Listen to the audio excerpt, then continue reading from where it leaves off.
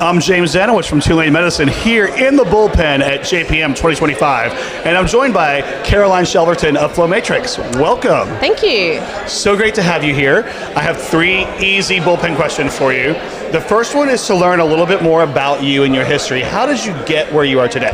Yeah, well, interesting story. So I'm actually a registered nurse, and I also have an MBA. So I kind of came up with my idea when I was working in my last nursing position, which was in vascular access research.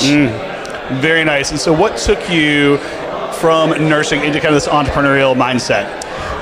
Well, I've always had a fairly entrepreneurial mindset, always knew that I wanted to do a little bit more, and essentially when I was working in that last position, I kind of realized how many IV cannulas fail, and I thought to myself, surely there's a way that we could do this better, and came up with a kind of like design idea that I applied from some previous experience in renal nursing and applied that to a cannula, and then it really kind of started from there.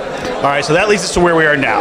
And Caroline, I'd love for you to tell me what your focus is. What do you wake up thinking about, okay, here's what I've got to accomplish this year every day? Oh, I totally missed that, sorry. Oh, sorry. No, we'll do it again.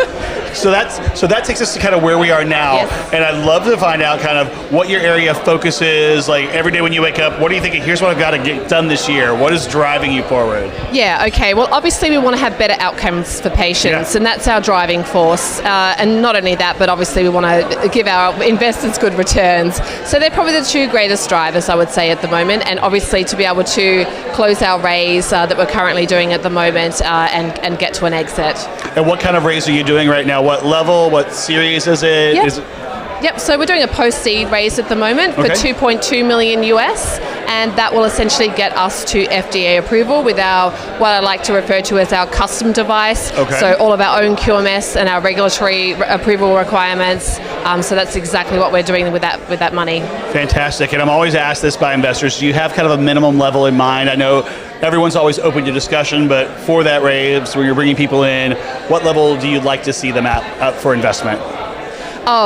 So we're looking for $2 million at the moment. So we'd like to actually get one investor to cover that entire amount. Oh, perfect, nice. Yeah.